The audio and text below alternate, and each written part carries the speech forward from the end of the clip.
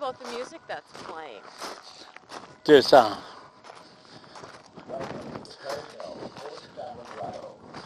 maybe he wants to catch that instead of me a little bit. Being inspired to erect a remembrance of the religious faith of their ancestors and a dedication to wholesome family life. While in Italy, Leland Vedder was moved by bells ringing all over the country. He decided it would be neat to bring a similar faith-building experience back.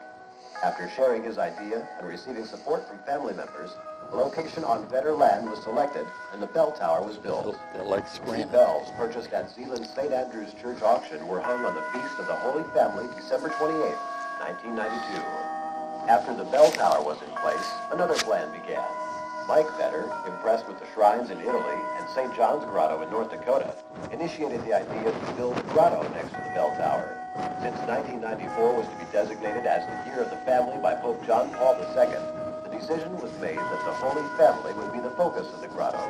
This was so fitting because family life and family ties are very important to the entire Vedder family. Building the grotto was truly a family and community effort. Donations of money, time, and labor brought about the completion in 1994. The statue of Jesus, Mary, and Joseph was made in Italy. The black granite tile cross was made in India, and the rocks for the structure were gathered from the surrounding countryside. The grotto and bells were blessed by the Bishop of the Bismarck Diocese on June 26, 1994. Since then, more bells have been added to the tower, trees have been planted, and benches have been put in place. A board of trustees continues to maintain this area. We hope that your visit here will be peaceful, restful, and beneficial. We encourage you to spend time here to listen to the voice of God in the quiet, the wind, the singing of birds, and the hum of tractors. We invite you to pray at this grotto and ring the bells of the tower. The bells' joyful sounds can be heard up to 7 miles away. The ringing reminds those who hear to pray as well. We pray that you leave here with renewed souls and that your families will be blessed. As you look to the northeast, you see one of the several Vedder farms in this area. This particular farm was purchased just before 1900 by 2 generations of German-Russian immigrants, Valentine Vedder and his son Johann Vedder. The 3rd, 4th, 5th, and 6th generations of Vedders have continued to live on the farm. To the east of the farm is St. Joseph's Cemetery. Many of the Vedders' ancestors are buried there. The creek between the farm and the cemetery is Beaver Creek, which flows into the Missouri River west of Linton. Just below this hill to the south is the home of another Vedder descendant. To the northwest is a 2-generation Vedder farm. The house atop a hill to the west is the house built by Valentine and Francisca in 1900. It was moved from the original farm in 2000. It is now the summer home of Leland and Marianne Vedder. We'll drive out there. Okay.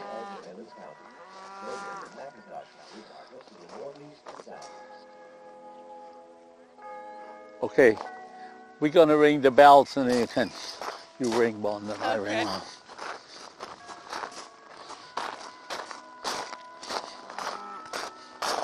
And which church in Zeeland did you get from? You take this one and I'll take this one. Okay. This belt was out west of Strasbourg, where my wife grew up, out in the Grosner Church.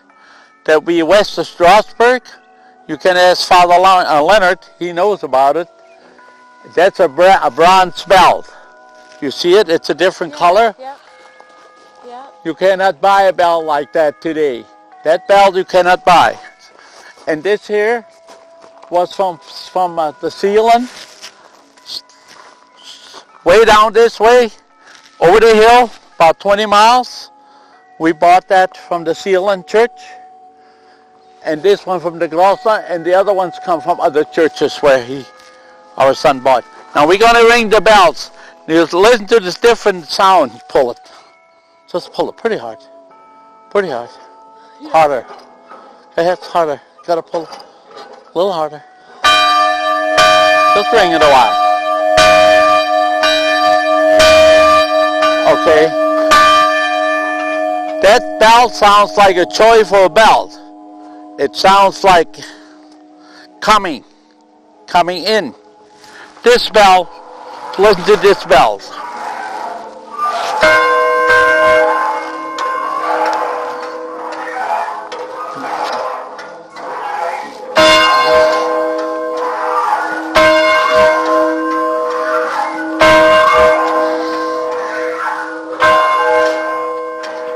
This bell is also a church bell. This other bell up there, way up there where the rope is tied on, we cannot ring that, but that's a bell when the people die. That just goes boom, boom. It has that real sorrow. The reason we don't want to ring that, we can ring it if we, sometimes we let it down, we ring it. But we had a lot of trouble if they ring it so hard. In the wintertime, their bells can crack. So these all would have been bells that would have rang out when you were growing up Yes, as a yes, child. yeah. This bell here is one of the oldest. If you go down, way down, about from the Sealand, when you get to Hague area, okay, this is where Sealand is. This bell was at North of Sealand. It was the first Catholic church in this whole community. What was the name of it? St. John's Church. It was the first bell. I mean, the first church. It's sorry to say it is closed up, and it burned down. This one is from the Grosvenor Church. That church they took down about 3 years ago. That's one of the higher priced bells. What I told you earlier, I think they were a little bit better financially in shape. They bought higher priced stuff. Nice my wife doesn't like that when I say that, but they were a little bit, yeah. The bell over in St. Joseph is over there, but that when the church burned down, that cracked. To buy a bell like this, I bought this biggest bell. Our son in Wyoming called. He said you to buy that belt, and I said I want to know what you want to pay for it. No, you just buy it. And I said I'm not going to buy it unless you tell me. $2,000, $3,000, $4,000. You just buy it. And I said no. I want to. He said go up to $10,000. I bought it for $8,500. And when his wife came, she gave me $5,000. And she said, my son's going to pay you the rest. Well, I didn't tell her how much was the rest because I don't think he told her. So when she got home, they have 14 kids, the Richters. Maybe you heard about the Richters. That's a big Catholic family up in Minogan. His mother-in-law said to her mother said to her, no, your husband isn't crazy. Your father bought guns for more money than that the last year. So it took him out of the mother-in-law stuck for our son. That's nice. Yes. So we had a lot of good compliments. Then them other bells, the ropes are off. There's one over here. Where they come from, a lot of the churches. Now listen to this sound.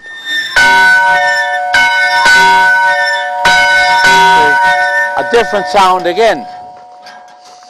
And we're the Indian priest here from India, and I rang the top one, and he said, that's not a church bell. I said, yes, it is, Father. And he said, no, it isn't.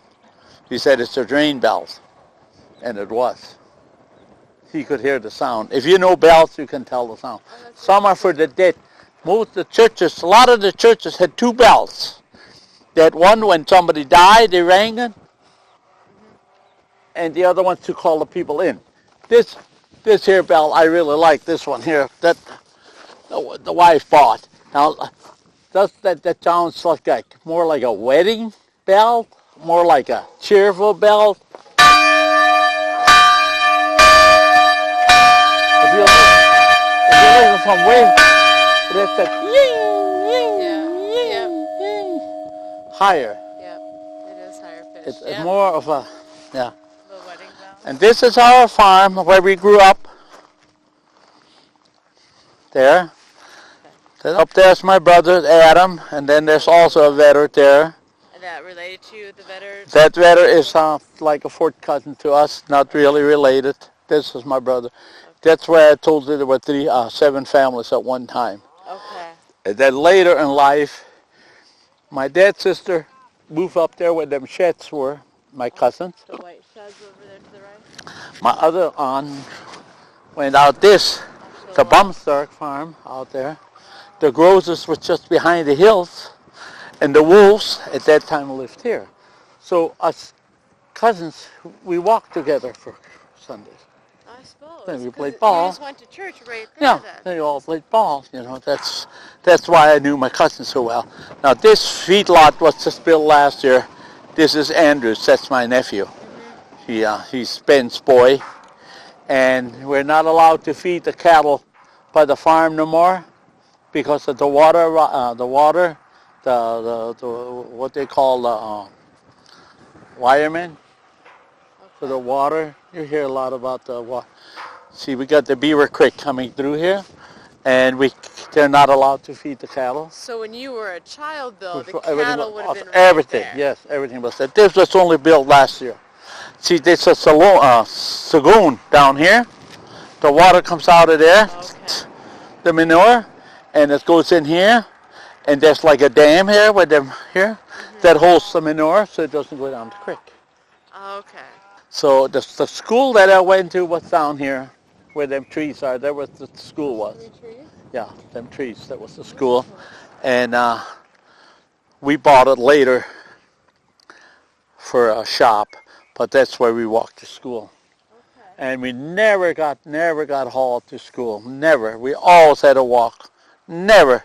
And in 1936, my dad came down and got us. Then it got 52 below zero. The coldest day of the year was in February in 1936, the coldest and the hottest day of the year ever since recorded.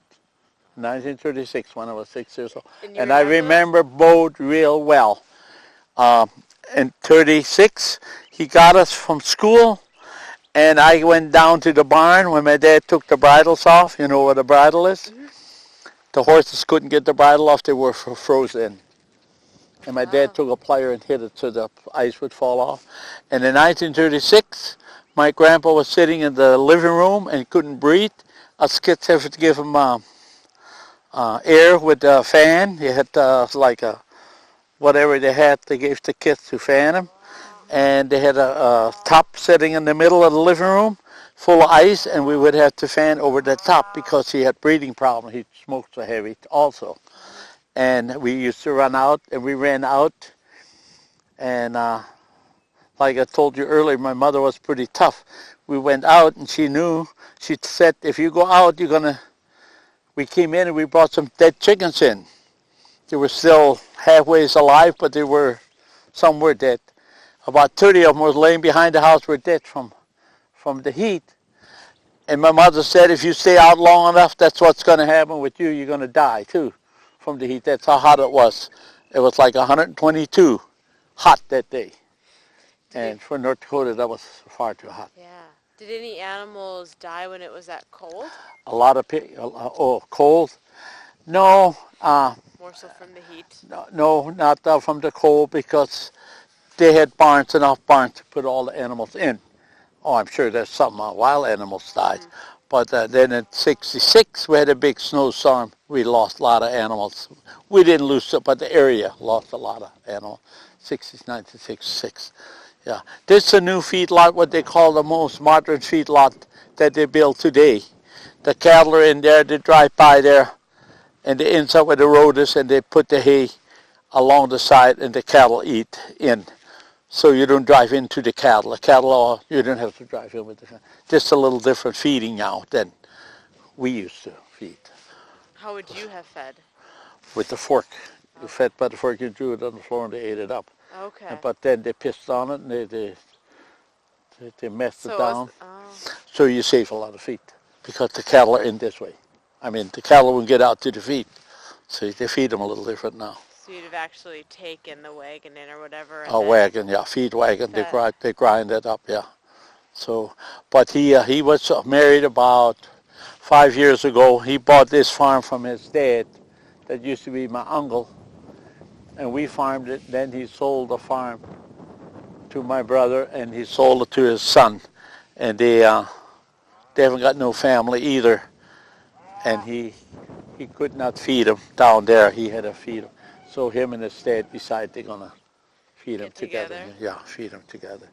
And that field there, that black field, if you come out this summer, this fall, watch a little bit for the papers, maybe you'll see it. That's a pumpkin patch. what they heard about pumpkin patches, when people sell pumpkins in the fall. He raises pumpkins. And then they have pumpkins, they bring them in, they have school kids, and they lay them all over the yard. Then there's all pumpkins.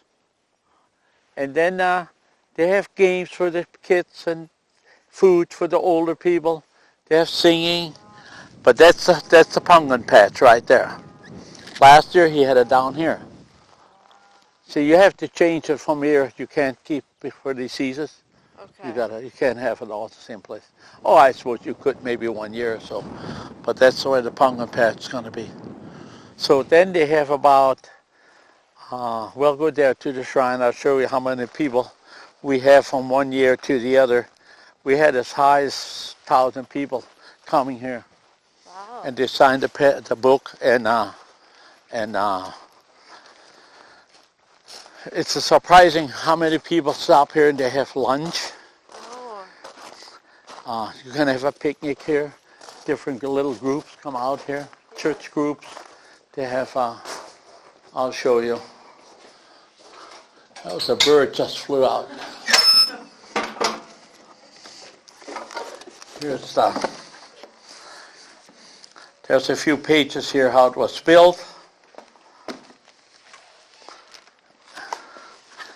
How it got started. This got walls like this with cement blocks. Neighbors brought different rocks here. Different rocks from different neighbors.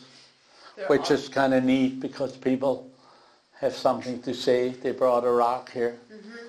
So here's where they build it. Here's where it's put together.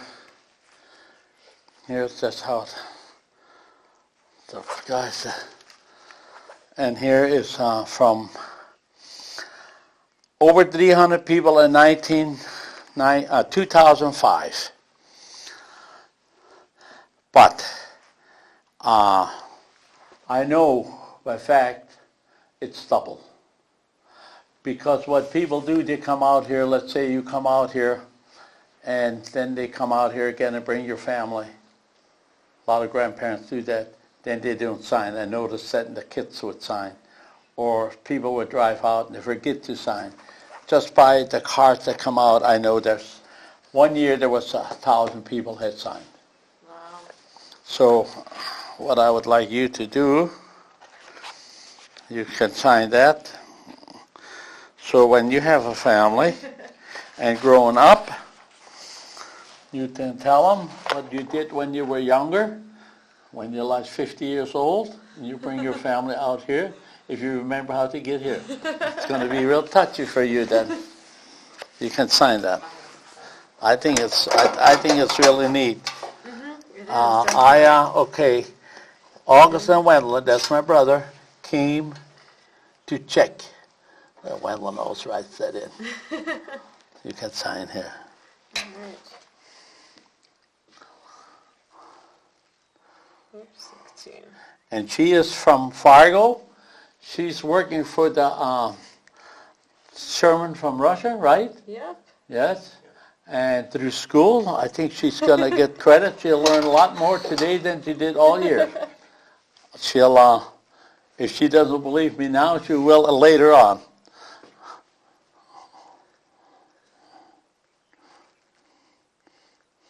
Bad handwriting. Craig needs to sign this too, though. Yeah, he can sign it also. You can handle it. You can handle it. And I'm gonna. You're special. I'm gonna give you this pin. We usually have usually $5, but it's for you.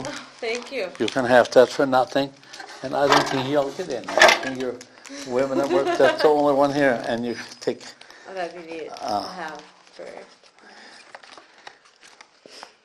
Okay, perfect. Yeah, to put in with your file. That would Here, work why out. don't you take them all? Well, That's okay. let's. Well, this is funny. We'll scan it in too, so if we need more. We have. We had made about. I'm not sure. I think 5,000, and we have about 500 left. We just put them out here. These here, we had we had to sell. These cost so much money to make. So we ordered $500 for it, and there are only about 10 of them left. I got them at home. That's my work. I bring out here, but you can have that, and you give them one there. So I come out here, we clean it out, my brother and I, once a week, and we got birds. We just saw one fly out. Now, if you can tell me how we can keep the birds out. Last year we had bees come in, and then they sprayed the bees out, and then with no birds all winter. But now we got birds in again. Yeah. So if you got birds, you get always a mess. But Exactly. we have sometimes when you move that stuff around a little bit, they kind of get scared. They claim it helps a little bit. I don't know if it does or not. This was sent in from Italy. Well, they said it in from India. India. That was from Italy. We had a hard time to get it over here. This was a big box. You can see this was all in one. That box was about this big and this much higher, about this thick. When they got to Minneapolis, I don't know if I want to say that. Yeah. Anyway, we had a hard time getting it here. I imagine so. They wanted to see what it's all in and what it's true for and whatever. So we did have to work through the church to get it here. Couldn't get it here. Yeah. So, and then we have the water up here. We duct the water in from down there. That all costs money, you know. And we have a little bird deal here for the birds. But we had summers already. At this time, there was water in just about all summer. Look. Gone. It tells you something. So maybe because there's no water, there might not be as many birds here. Could be. You feed them water, they'll stay. So. And we get together here like for the 4th of July. Then a lot of people come in. And a lot of young people bring young people, But up to now, we had this year's broke through the wind. Wind got it. It's wiggles all day long. So far, we had no problem yet. So That's nice. Hopefully people get used to it. Feedlot here was not really good because it ran down to the creek. Oh, okay. See, they had to get out of here. But So this is where you would have kept all of your that's where cattle. that's where I always fed mine too. Yeah, mine and my brothers, we had them always here. But that's not going to be no more. That's the last year now. And then That the bulls have to get they're going to move all them buildings, them corrals all have to go away. Because what happens, the government will pay you for some of that stuff.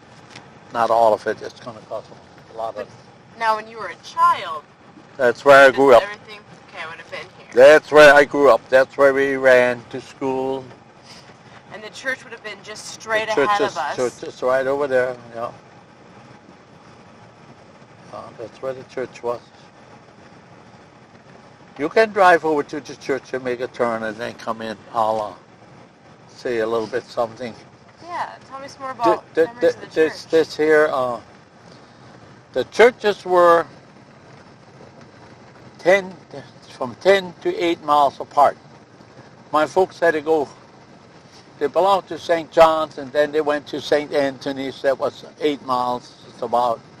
And then they decided they're going to build their own church. With the wagons and with the buggy and with the horses, that was far. And so they built a church here, and it was called St. Joseph's Church, and it was just by the surrounding people. And in 57, it burned down, the church. And why it burned down, I don't know. Maybe our good Lord wanted not to have no more church here. But they had just filled fuel, and they put a furnace in a few years before. And we still think it maybe was from the part of the light, but nobody knows for sure. What were the priests like at this parish? Huh? What did you think of the priest at the parish? The Did parish, you like the him? parish priest, he never lived here. He lived over in St. Michael's. What was he like? What were they like? We had the priest 35 years, the same priest. He was good. He had a band. He was a ball player. He was a lot of energy. He was good. He was good priest. Drive in there and then you can turn around. Did you only have this church? Yes, at that time there was just, well, no, the priest had two churches. What was his other church then? St. Michael's, where our boy is going right now. Okay. That's west from here. See, this bell burned when it fell down from the fire. That burned, so that doesn't ring. Okay. If they're fire ones, they don't ring. And here is my great-grandfather, my grandfather, and my parents. But me and the wife are not going to be buried here. We're going to be buried in Linton. Okay. We bought a lot over there. Her parents lay in Linton, and we have a grandchild that lays in Linton. Okay. So we're not going to be here. Yeah. This is kept up from my brothers and from my boy. They mow it. My brother mostly does the work. Yeah. Yeah. So she's going to go back to the yard. Yeah, I can do a second to get some filming. Yes, sir. Okay. See, they built the church real close from the yard. See, that's where my yard is. My boy's yard back there. He feeds his cattle by himself. Okay. See, we used to feed them all together, but now they're cousins or his uncles. See, we were brothers. Then it's a little different. Yeah. Homemade sled.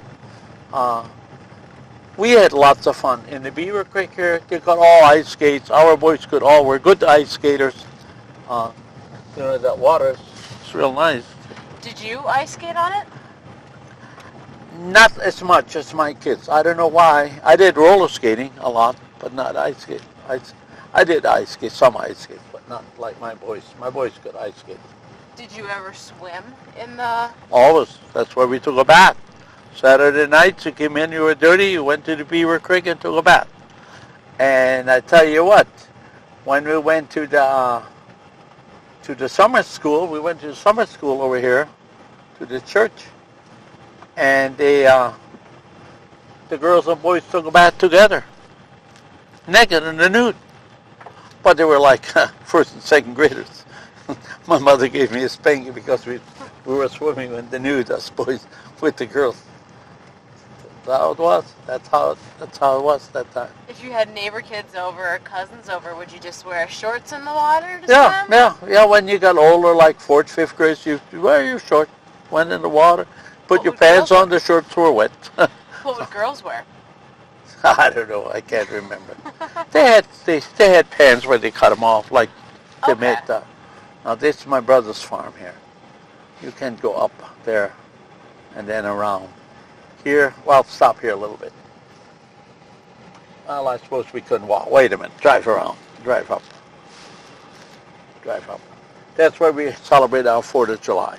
Off to the That's right what here? that's what we call our home place. That's my father's place. My dad, my mother. That's the home place here. Okay. We are from great-grandpa, so it's too far.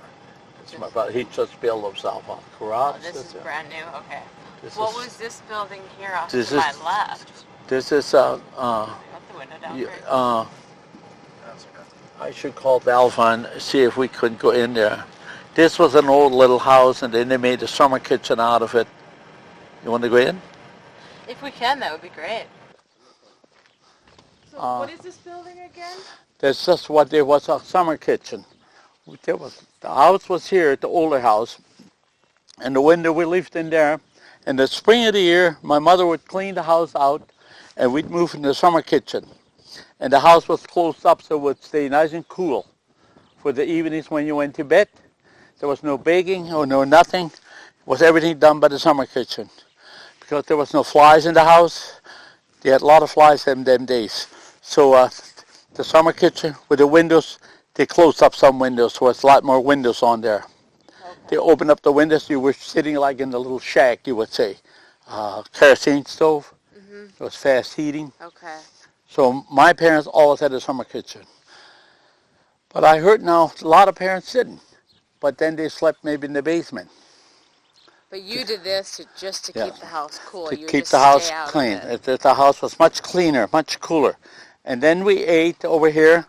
And I was told when I was a little boy, I would go out to the barn, to the where they milked, and they milked around 6 o'clock. And I was about 4 or 5 years old. I milked a little in the cup. I could get milk out, and I drank myself full of milk. And I went to the summer kitchen. And I laid underneath the table. They said, and I slept till the next morning. I was a good sleeper, they said, and a chubby little guy. So if you had such a big family, that's how you were raised. Oops,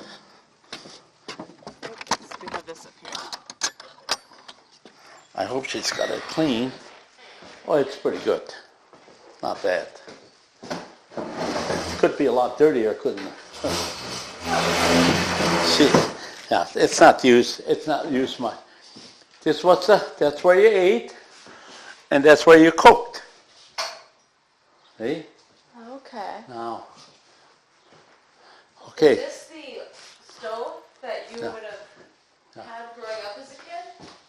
I'm going to say a little bit about this picture. You notice in Linton, I showed you some of my first cousins. All my first cousins were in the picture. Hanging, I showed you. Mm-hmm, mm-hmm. These are all my first cousins with Grandpa. Oops, excuse me. This is Grandpa Vetter. That's the one I saw die. These kids were the Wolves, the Bumster, the Grosses. These kids I knew as well as you knew your sisters. Most of them. They were here a lot by Grandpa. But this here is Adam. He's the youngest in our family. This is Matt Groves.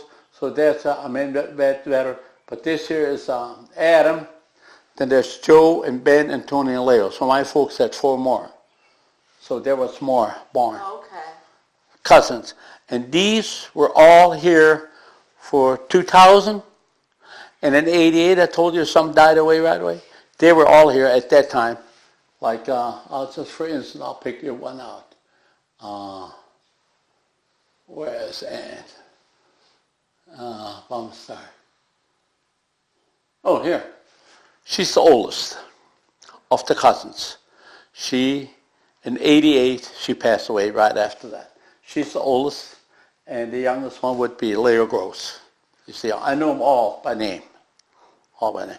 This family was Grosses. They had 10 boys. We had 9. Wow. And they were here a lot. That was enough to play baseball. Yeah. And so the Wolves had 7 girls, and then they had boys. So we got to know the girls too. They were swimming with us also. So this was Grandpa. He was a little different man than my dad was. I think he had very little education maybe. And that there, of course, is my mother's side. Okay. That's my mother's side. Also about the same age. Okay. That one there was, this is Adam. And over there, This one over here was Adam. this is Adam. Oh, this was Adam. Okay. So he maybe was a little bit younger here than there. But this was the Vetters, this was the Okay. The That one Wanglers. was 33, and this one was taken in 40. the So this was taken 3 years later. okay. These were the Vetters. These were my mother's side. My mother, is she on here? No, my mother's not on. The parents are not on. Either one. My dad took these pictures, both of them. Yeah.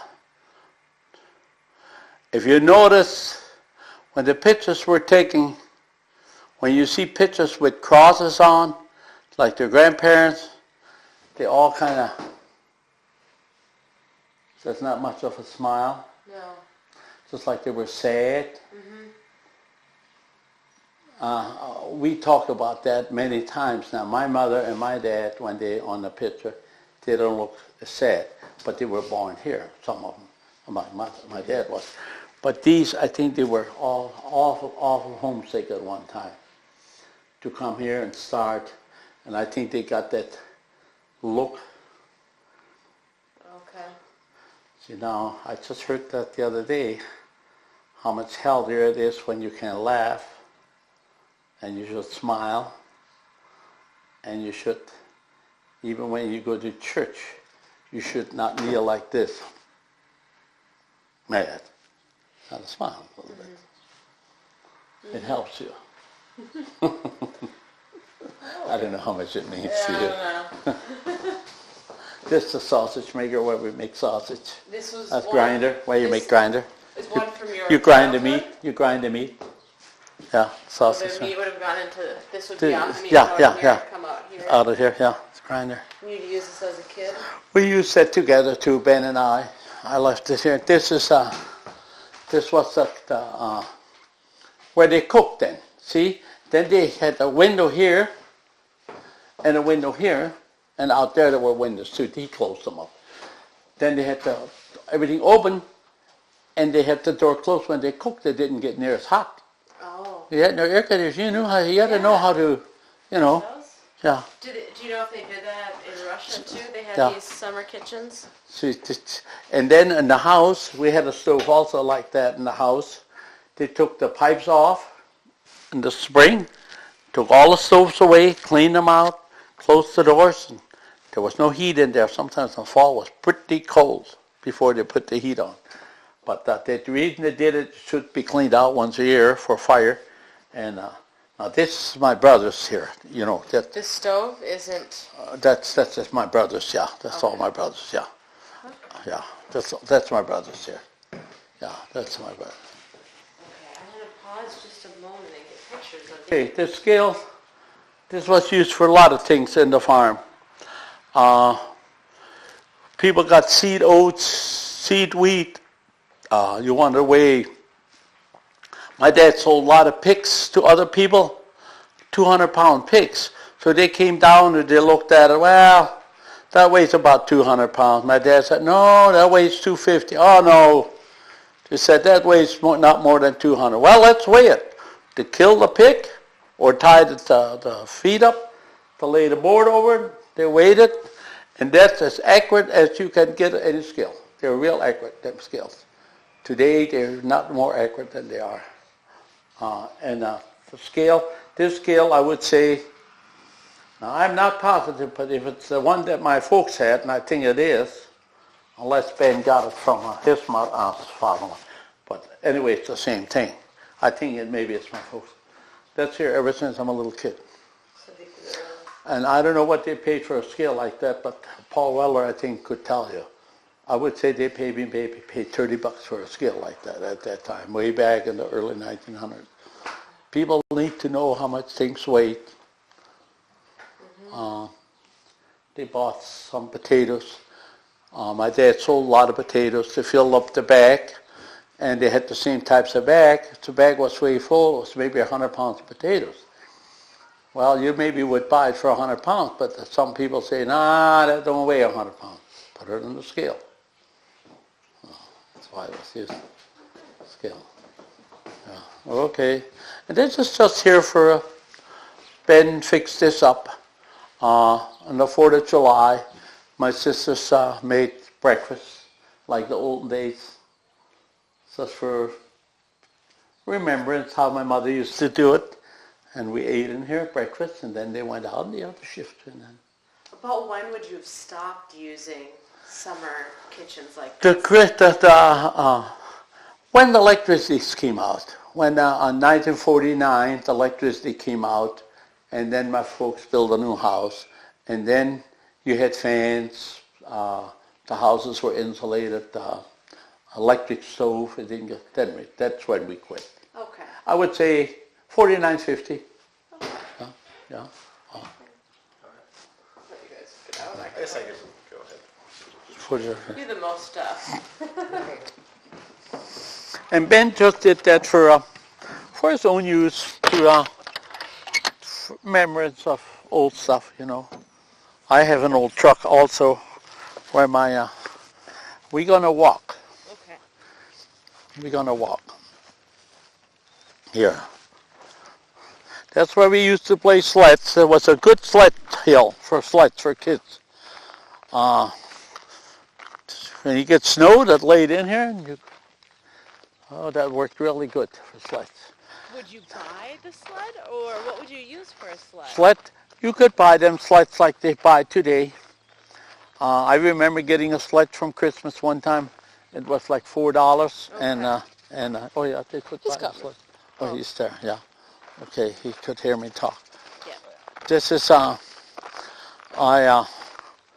talk a little bit about this here. Okay, this was my farm. This was my brother's farm. My dad had to split it some way. He wanted to split it because when he was here, his brother and him owned it together. My dad didn't like that idea, own it together. Mm-hmm. He wanted us to own it because it's awful hard when one would pass away or something. So he split it. This here, the tree is here now, but this here is my shed. My dad owned it at one time, everything. Okay. This is my yard. And this tree line here is almost a dividing. This is the Ben's yard, yeah. My dad made a line by the truck and straight out. This is my property. This is my brother's property. The reason he did it, because if something would happen. It's sure you don't see the line now, but it's measured from the road in so many feet. Okay. So the shed we use together. We use a lot of it. We farm together. But now them two got pretty well everything split up. Okay. So as we get older, we need to do that. And I'm going to show you here. When we had the 4th of July, we have it in here. And here we had the tent set up from about here, maybe. I think that's still the mark. From here, yeah, there's marks yet. All the way down to the end. We had 2,000 people here when Father Austin became a priest. Wow. We had it right here by the yard. Wow. And since you're a Catholic, you understand a little more. Here's where the altar was. We have a stone here. So we're proud of having a priest in the family. So that stone is here. You read this. This was his first Mass? You read this stone once. Father Austin A. Vetter, site of first Mass, June 30th, 1993, ordained June 29th, 1993. Remember where you came from Grandpa Joseph Vetter. That's what he always said. You never want to forget where you came from. That's a lot of bearing. That was your dad's message? Yeah, and here we had the Mass. So we had everything. We had the food in there. We had a beer truck there. We had a lot of pictures.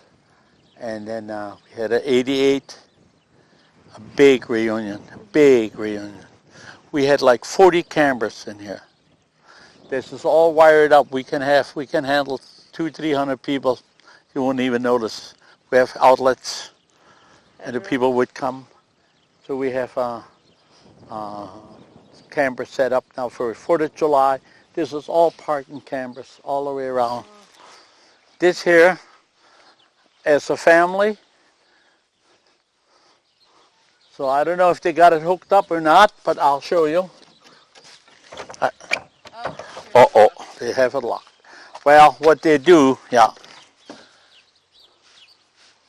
I wonder if he left the key someplace. I would have liked to show you. And a radio in there, fan in there. I was going to show you. Okay. So if you switch, the fan goes on, the radio goes on. Oh, nice. You know, your dad had the one saying over it. I'll let you go get it. So, well, keep on walking. Okay, here, over here, over here. What is your name again? The girl. Me? Sue? Sarah. Sue, okay, Sue. That's why we have the 4th of July. Right in this whole little area here. We have okay. Right here we set the tables are set up. The church is set up there where the cross is. And then we have the eating tables. We have a salad bar from about here to that tree, fill it up with ice, Mm-hmm. covers on there. The women bring the food. So we have food all day, the day before. We have a dance for the kids the night before, bonfire, firecrackers. And you wouldn't believe it how many kids we could get but we strictly preach to our grandkids, just cousins, because we would get swamped from, Mm-hmm. they would come from Fargo, I think. Yeah, probably a So, lot of people. so we're really, really strict that way. The only way you can bring a friend, if you promise, you get married to that person. But it doesn't always happen. Sometimes they do bring a friend and they do not get married. Now, everything is pretty well the same as it was when we farmed, except the house. The barns and the sheds were all here. This is a different house than when Just you... a different house. He built a new house, yeah. Okay, but he built it where the old house would have been? Exactly the same spot. In fact, they're using the same sewer lines and everything. Oh, okay. He said it in the same place, yeah. That's what they... Now, if you would come here in 4th of July, here we have them lined up. Here they get together in the garage. Then they're lined up all the way down to the tractor, and then they have a parade. And the older people sit over there in the front of the house. And then the grandkids and great-grandkids, they come with their bikes, they come with their wagons, they come with, you ever name it, whatever the parents seem fit that little kids like. Some years, like 1 year we had redheads walking over, but they didn't like it. They want to watch the parade. We have like 30, 40, 50 people in the parade. And my brother Adam lives up here. He's in charge for the parade. So he's not asked from 1 year to the other. I'm the ice cream man. I bring the ice cream and the cones and everything. My older brother is in charge for the church, whatever. So we get together in Christmas time and we talk maybe 5 minutes how we're going to do the 4th of July. And Ben, he's the one that's in charge, his wife, for the food. And his wife, she sends the letters out. They work together, sends the letters out. And there's no planning. And we have food and we have all kinds of, we have horse race biking, we have just all kinds of things they come up with. But they come up with their own. And you've done these reunions Since 1930. Who started it? My dad said they started in 1930. It was so dry and they were so poor, and they invited, that was their uncle, Walter Vetter down there where Andrew lives now. They invited him up for ice cream, and it was such a hot day. They invited, well, you heard before, there was so many living here, and from there on, there was also 4th of July. Was family and getting together really important to your Oh, dad? real, awful, real important for my dad. Much more even so than me, I think. He wanted to keep them together. Of course, you can't always keep them together. But my dad had something. Now, there's 13 of us, and you wouldn't believe, there's some living in Dickinson, some live in Fargo, some live in North Carolina, some live in Kansas, you name it. And the 4th of July, they take their vacations. They come home to their parents, and then they come here. I would say 98% of all the first cousins, our kids, they come here unless of a sick or something. But that's how they're bonded into that. They really like that. Did your grandfather also find family to be this important, or was it something your My father grandfather, started? I didn't know good enough. I think it had must have.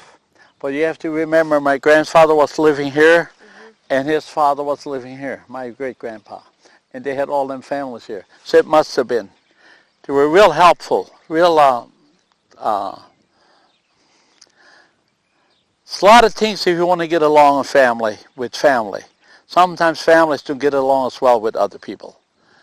And our family really gets along really well. We're real fortunate. I don't know, there's something that does it. You know, there's a lot of in-laws. You got to remember there's nine boys and they're all married, and all our women, either there's something in us that does it, but there's something that they get along pretty good.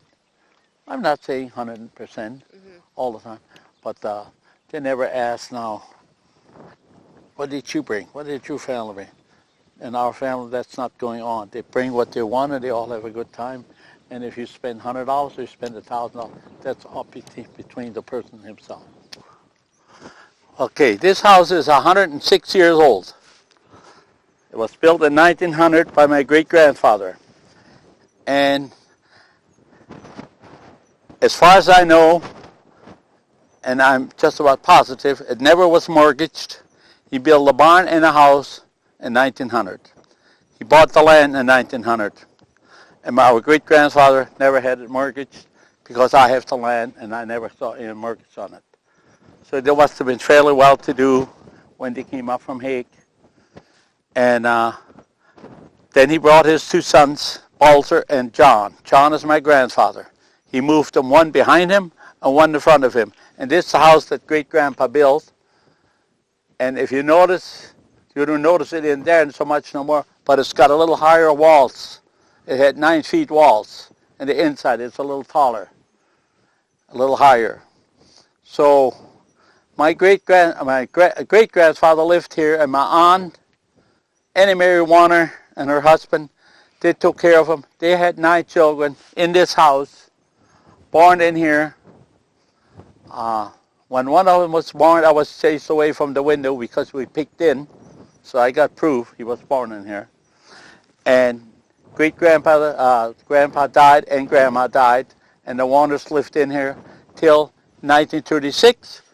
They moved up to that farm, up there where you can see it right up there. Okay. Our home place is down here, and they moved up there. And then my uncle moved in here. That's my dad's brother, Valentine Vetter. He lived in here when I was a young boy, and he had a disease that he went like this. He couldn't talk very good, and as a kid, I had to go over a lot of times. He even have him feed him. He would spit out. His kids were so little yet, and Aunt Katie sometimes couldn't do it, so we helped. In 1936, they had a baby. His name is Met, and I had a babysitter when they were out herring, and I remember so well, the flies just about ate him in the house.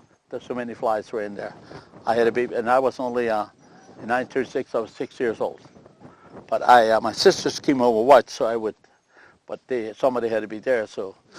Anyway, that's the house, and we're going to go in. My son built a new home down at the farm in 2000, and he was going to destroy it. And my oldest son, that's in Wyoming, he said, if you give me land, I'll move it. And I gave him this little bit here. I don't know how many acres it is. We moved it here, and the land was mine, so I made a well, put a well down there where the bike is. It's the deepest well in this area. They couldn't find water at 200 feet. And as I told them before, it had artesian. We had a hard time getting good water. I told the well driller to go down 300 feet. He looked at me and said, God, you want to go down that deep? I said, get her down. He's got some of the best water in the county. Real good drinking water. 300 feet deep. So I gave that belongs now to my son in Wyoming. When he comes back, he's here in the summer. He's got 9 kids, and there's another one on the way. He's going to have 10. Wow. So anyway, they have fun out here. So he built this last summer. So when he comes, he wants to build railings around it. And them rocks were all, he didn't know what to do, so he just put rocks around it, setting on ground, on tiles. But that house never set on the foundation, and it's still here. So I don't know how clean he's got it. Oh, that gave a little bit. So this was the hallway. Okay. This is the kitchen. Now, is anything in here still original? Or what is... Okay. No, not much. Okay. The house is built and the outside with wood. It's got 2x4s, but they're bigger than that now you buy. They're a little a bigger size. And it's full plaster, this building, this here. And then we put the sheetrock on top of the, we stripped it and put this on. So you can't see the plaster. You can't see one spot, and I'll show you how ugly it looked. That's the plaster. That's the plaster, how it looked, you know. Well, they didn't do a very good job. When they moved it, they moved that house and left everything here. This, me and the wife built when the twins were born. And then the guy that built the carpets, he didn't get it done. And the kids would play down at the bottom. They would sit, they had it all wore out before it was. Then later on we built this. And I just noticed it really cracked this last year. That happened when they moved it. Oh. So this floor he just put in. They used that floor for about 70 years. Or 40, not 70, about 55 years without anything. Mm-hmm. And the boards got so you can really, so now he put this on because there was a Nolian in there, and by moving it would shift and it didn't look very, so he put this on, and now next year he said he's going to put a Nolian on here. Okay. He's in Wyoming, he's never seen that before. See, this is just for now. To make a base floor. Yeah, base floor, yeah. This was the bedroom. That was a bedroom, and this was a bedroom. I mean, a bed. They were all, this is the bathroom now. But that was that room, and there was a bedroom in the room? They were both bedrooms. I mean, there were 2 beds. 2 beds in both rooms? No upstairs. No stairway. It was from the outside. So our family, when we raised our family, we opened this up and made another floor bedrooms up there. And then later, there was a window here. We took that out and we moved the old house here, a little old house for the girls for their bedrooms. So we actually had 7 bedrooms with 12 kids, but we had a lot of room then. Yeah, it wasn't so bad. But there's no basement on this house. But they moved that house, and what happened, it shifted because of the moving. It shifted a little bit too much. This was the living room. See, there are false ceilings now. See, now you don't notice there's another foot on top of that. Oh, okay. It was higher.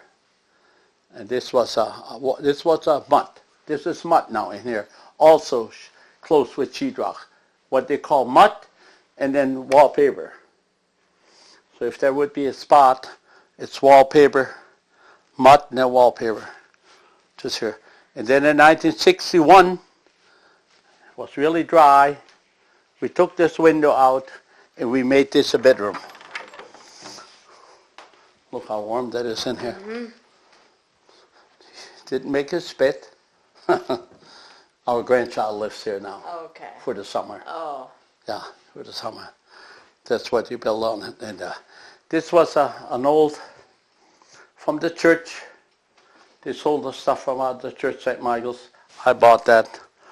This my son bought. This is a crib that my mother-in-law, father-in-law, Loretta's parents had, and they raised them. There was a baby crib, and our son took it to school, and that used to be painted, and fixed it up.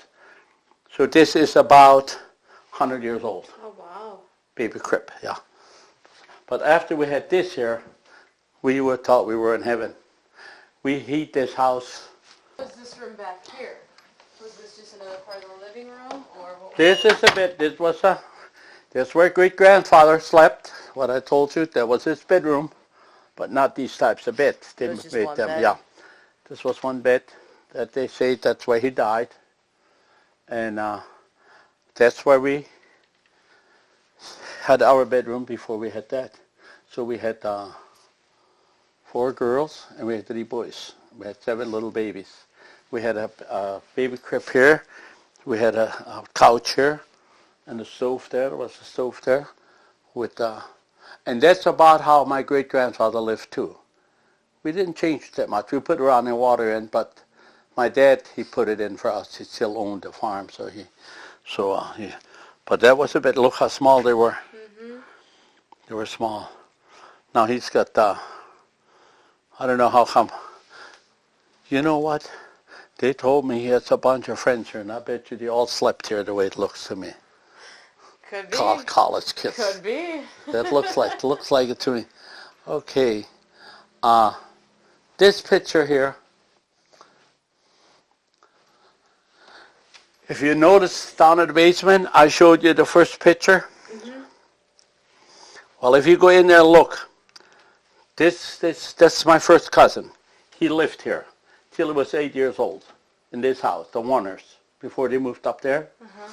They lived, and he liked to paint. He loved to. He water painted this. He had about 50 pictures to water paint. But his kids didn't know what this was. So his dad came home, and he had, I think he had sugar diabetes, I'm not sure, but anyway, they found him dead. He died. So his boy called me and said, would you come and look at some of them pictures? And this is the picture. This is the old barley shed. This is the chicken coop. This is the house. That's a little well. He painted that. That was what was his grandpa also, see? Okay. That was his grandpa. Yeah. This was our great-grandpa. So we had the same grandpa. Oh, okay. And he painted it, and I took that. He said I can have it. Yeah, so this is not used in the winter. This is only used from June, July. Oh, just a summer cabin, what it's called. That's a nice summer Yeah, cabin. yeah, oh yeah, yeah. They got air conditioning. One good thing was we had a big kitchen. That helped a lot. Big kitchen, real big kitchen. That helped a lot.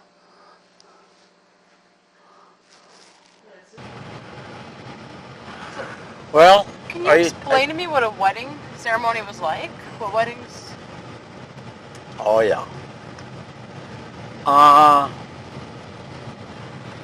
When my sister was the first one got married, they came from Bismarck. The relatives from the other side were from Bismarck. They butchered the beef and hog, chickens, put it all in the ice cellar. The next day they fixed the kitchen up. They moved everything out of the house. They made some tables. They cleaned the house, they stripped it all the way. My sister. And then they had a wedding the next day. They had soup. They were married at 10 o'clock. Then they had soup, dinner, chicken. For supper they had maybe roast and sausage. And of course drinks all day long. Some got drunk and they got sober and they started drinking again. I heard that many, many times in my life. They drank so much and they got sober and they started drinking. And the next day they cleaned up, they got drunk again and they cleaned up. And the next day they still weren't done. So some of them weddings were 4 or 5 days. When my sister got married. When I and my wife got married, we had it in town. I said it earlier, but maybe it was not recorded. I don't think so. Out in the Strasbourg area, some of them, they had it in town already. They had a bigger hall. And we had also 10 o'clock mass out in the farm, Grossen Church. And then we went into town, and then we had dinner, and then we had taken pictures. When my sister got married, I can't remember going away for pictures, but me and my wife went to Linton, and the groomsman took me, and the bridesmaids took the bride. We didn't even drive together. We were married already. We were married in the morning. We were still not allowed to drive together. You could, but that's how the old-timers say, that's how it was. They didn't want to get him too close yet. They had to wait till night. It was the funniest deal. If I think back, it was stupid, but that's how it was. The bridesmaid took care of the bride all day long. They walked with her to the bathroom. She danced. She'd go back to the same place where she was taken. The boys or the men took them back. The men was more alone. They could have a little more fun, I think, with their friends, but not like today. No way. I mean, you were told you stay with the bride, but the bridesmaids were there all the time. The bridesmaids were all the time. The best man not. And then when the wedding was over, in my case, my brothers and sisters, I was the middle of 13. They knew, my folks had a new car, and they knew that I wanted that car. To make sure, I asked one or two of them if they would take my folks back home, and they said yes. But which you know, around 2 o'clock at night, my mother came down and she said, August, you cannot go. They're all gone. Can't find none of the kids. They all went home. We have to go home with you. So my parents drove home with me and my wife. And my wife was so scared she wouldn't even sit beside me. She'd stay there on the other side. How stupid she was. I wasn't scared, but my wife was. She felt bad. My parents were sitting in the back. But my brother laughed his butt off because he put a trick on to me. They left. He knew somebody's going to take parents home. But if I would have left, they had nothing to go home with. So they put the trick. I was kind of mad at him for a long time. But now it's kind of funny. For our honeymoon, the parents went home with us. How dumb. Then when my sister got married, a year later, would you believe? They didn't have it in Strasbourg, Ireland. We had a hall over in St. Michael's already. We have a church out here they have a hall. And when the wedding was over, my sister came to my dad and said they need some money for a honeymoon. And my dad would give her money for a honeymoon. And it ticked me off because I didn't even have a car. Folks had to go home and she got, but you got to remember she was a school teacher. She had to give all the money to my dad before. So my dad thought, well, he better give some money. Now I found out, about 50 years later, he died, her husband. He wanted to be a big man, a big shot. Christine said he wanted to be a good boy. He had a $100 bill. That's all he had in his pocket. And he gave it to the priest. He thought he was going to get some change out, and the priest wouldn't give him no change, so he had no money to go for a honeymoon. So he told her, that's what she told me, how true it was. So she had to ask for some money because he gave the priest $100, 50-some years. That's 50-some years. They would be married 52 years. And he gave the priest 100. He thought he'd get change out. He wouldn't get change. And I heard different stories where people gave the priest $20 for a baptism and they wouldn't give him change. The priest, you never want to give him up. I maybe shouldn't say it either. I have a son that's a priest. If you want to give him money, you better have the right change, or you might not get change back. What would you do where would you go for your honeymoon? I didn't go for a honeymoon because I had no place to go. I got married in October. There was a lot of work had to be done yet. My brothers went to college. And me and the wife were so stupid, we thought we had to stay home and work. So I stayed home and helped my folks, and she helped. And then a week later, we were asked from her neighbors, Carl Unser, they're both gone now, they're both dead, if we would come out and take care of their family. They had 5 kids. They want to go for a vacation. And they gave us, when we took pictures then, my folks would pay for ours and her folks for hers, but not for the one for us too. And we wanted a colored picture, hand colored. So the money we got from Carl Unser's, we had that color picture made that's hanging in the wall. I think I pointed towards it. And it's really stays good in shape. It's nicer than any of our kids got it. And it cost us $17. We were both 22 years old, and we had to pay our wedding picture. I'm not complaining at all because we had a lot of other help, but it's just how that was. And Carl Unser's had 5 kids, and one of them got the mumps, and one of them was, the measles, and one was a little baby. So my wife did a good job. I thought, my God, I'm lucky. She can really take care of kids. She cooked. I went out, did the chores, haul some hay in. We stayed there for a week. And I thought, my gosh, if she cooks that way all the way, and you know what? I don't think she ever was slowed down since that. She cooked a real good cook. So I didn't know how good a cook she was, because my mother-in-law was a good cook, but that doesn't mean your daughter can cook. But my sister always said I was so lucky getting a wife like that. No, I said, it's not luck. You have to look for your luck. You can't just jump in and get any dude you find. You have to look. She was dressed to the teeth. She's still dressed to the teeth. She loves clothes. Yeah. But the wedding part, that was something else. That was something else, you guys. And when my brother Wendland got married, his wife, that was from St. Michael's, they had a wedding by our farm. And usually they had a wedding by the girls. Their house was so small. And when my sister Ann, the third one, they had the wedding at St. Michael's already.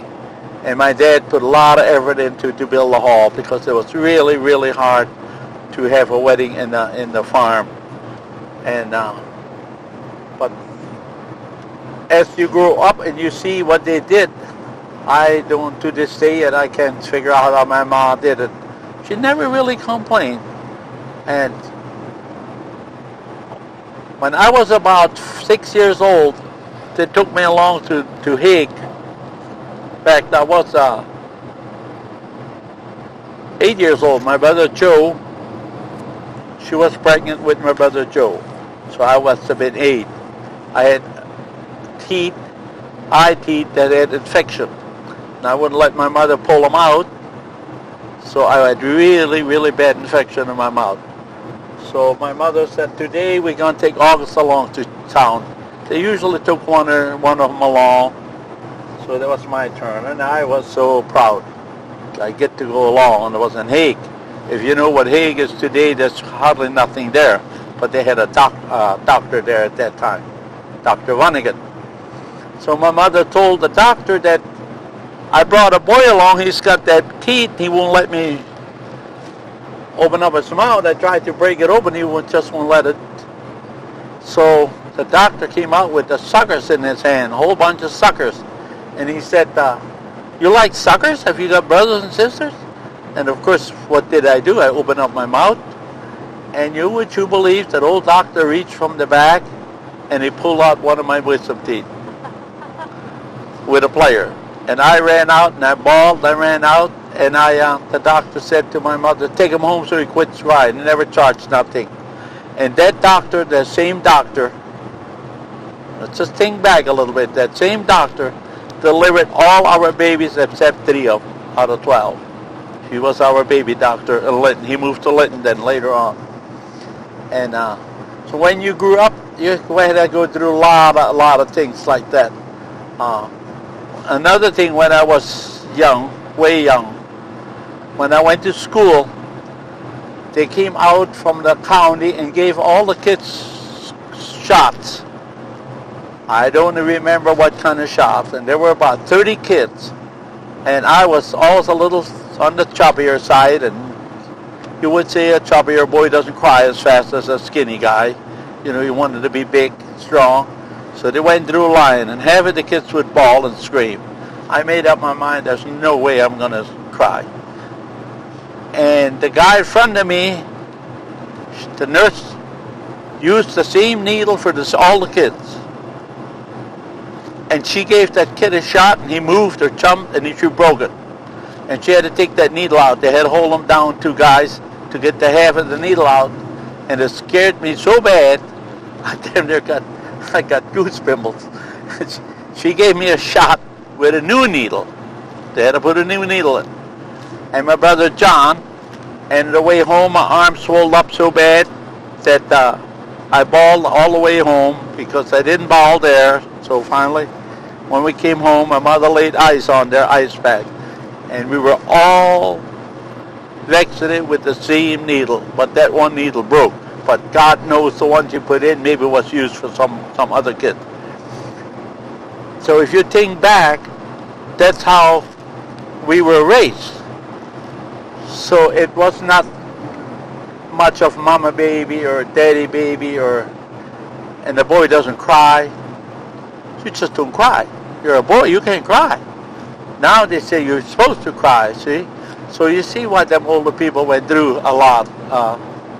They say even now yet them older men have a lot of trouble when their spouses die because they don't show their feelings. The younger generation do, but the older generation not. But that's how you were raised. For healthcare, did your mom have any?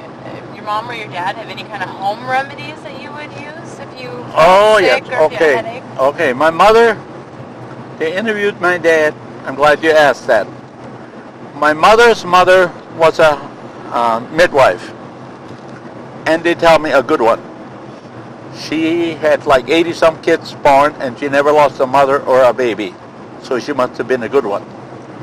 And she had a lot of remedies, so my mother grew up with remedies. My dad didn't believe much of a remedy of when you had ringworm or you had a boil.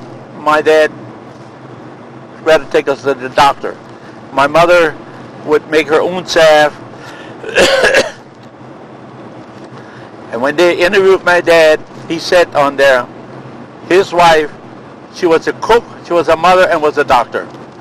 She had 13 kids and never lost one. I remember one time, I drank too much 190. If you know what 190 is? Okay, I drank too much 190. To this day yet, I still think there was homemade 190. I got sick. I didn't get drunk. I got sick. I just about died. But they said I drank too much. I agree. I drank too much for what it was, but it was like poison.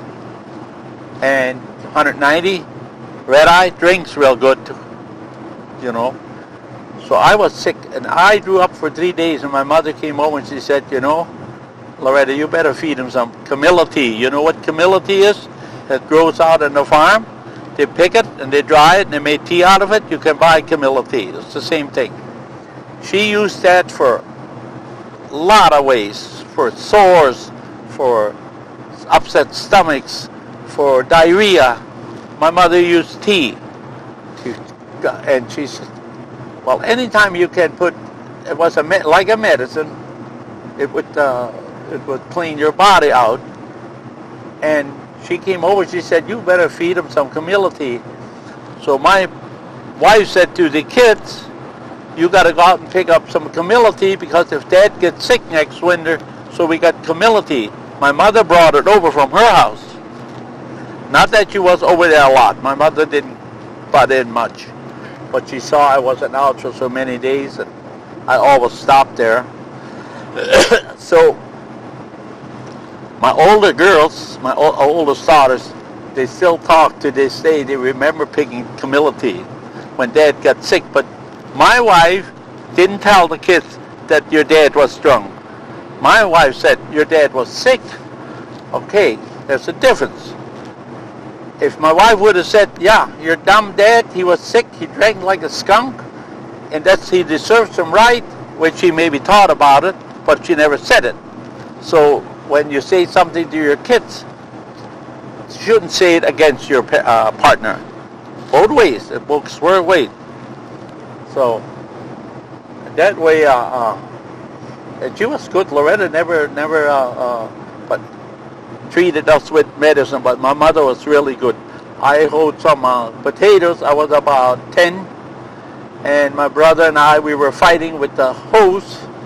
My dad was just on sharpening them, and we hoed the potatoes, and I was going to take the whole way. We were all barefooted. The 30s, you were all barefooted. And I hoed it against and hold my small toe away that was hanging straight down. My dad took me up to the house, and when Mother patched it on, wrapped it, put her salve on. I don't know what she all had in that salve. She had her salve made. Put it on. The next day she opened it up and said, it looks like it's going to take. She put it back on again, dressed it, and that toe's still on. When it's cold, it's almost cold. but it's still on. I never got an infection. So it made a big difference if a mother, and most mothers I think maybe had a little remedy for some things. Uh, but there was a lot of things that my mother did with when I grew up. Uh, when there's so many, one always got hurt of some time. What was one of the scarier accidents that happened to one of your siblings? Huh? What was one of the scarier accidents that happened to one of your siblings? Or the more serious?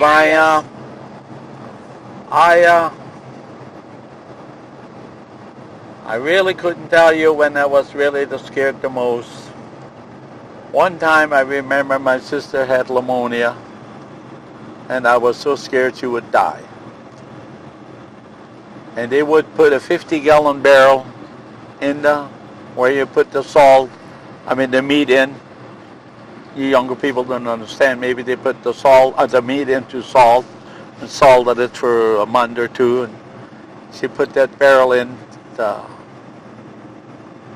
living room, and they put my sister in ice cold water. They put her in and out to break her heat, the fever. Okay. And wouldn't you believe, I got it too. And I was so scared that she might die, and then I got it too the next day too. And a whole bunch of us kids got it. And they said they put me in too. I can't remember putting me in. I think I had too much fever. That's about all. I never was scared, really. I couldn't tell you which was my most scare. I never was really accident or... Was there ever a time you had to take somebody into the doctor because your mom's remedies didn't work? Or it was beyond your mom's remedies?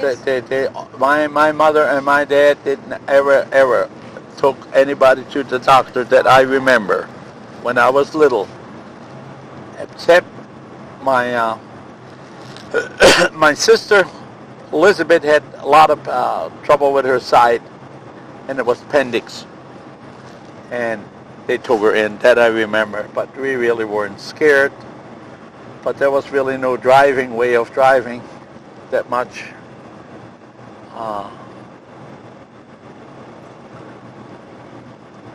There's other times that, let me see, let's go back. I remember where some of my cousins, some of them that died as little kids. So their mothers took it a little different than they take it today. My cousin from the Wangler side lost a little brother, and it was so cold and the roads were blocked. The dad made a coffin and laid him in the coffin and set it out in the truck box for a couple of days and let him froze in the truck box. He remembered that like today. He's my age. They said he was laying there. They put coats over it so the dogs and nothing get in of it. And the mothers walked by and they went out to milk. So the way they were raised and the way they were out there and nowhere, no lights. Got to remember, no lights, no roads. They got pregnant. Chances are they'll lose the baby, and they put it in their mind they lost the baby, and 10 months later they had another one. You go to them cemeteries, you can just find hoodles of babies. Now, if a baby dies, the mother they need the pills for depression. Well, I still say about 95% is all in your head. But I think we're weaker as a people too, as they were. Because as you look back, how the people look in the pictures, how sad they look. They look so sad. So I think we are a little weaker as they were. My grandpa was 65 when he came from Hague to the farm. So he left his old country when he was like 55.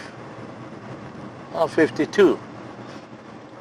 52 years with a house full of kids. My goodness, from other country moving in here, didn't know where he's going to land up even. So they were pretty rugged. I mean, they had to be pretty tough. So they were much tougher. I know my grandpa, when he died in the bed, they prayed over him, and then pretty soon they came, they left, they took the body, and they balled them, they laid him in the living room, and us kids would play. And day and night they had I was only 8 years old. I remember that like today. Did anybody ever talk about the death in your family? And what had happened to him? He died from cancer. He had a sore in his back, but my dad said he died. He had cancer in his sore. They didn't take him to the doctor, but that's what it was. He smoked so heavy, and he had emphysema. So did my dad. My dad died from cancer, also from emphysema. But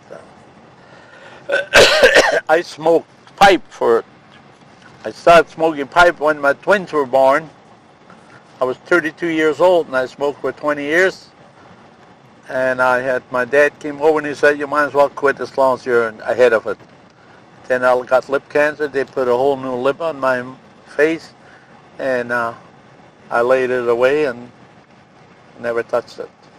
So done ever since. But this smoking is bad. I tell my grandkids, don't ever start it. That's the worst thing there is. Was it a common thing for your parents Yes. and people those age to do? Yes, and you know why. I can see why.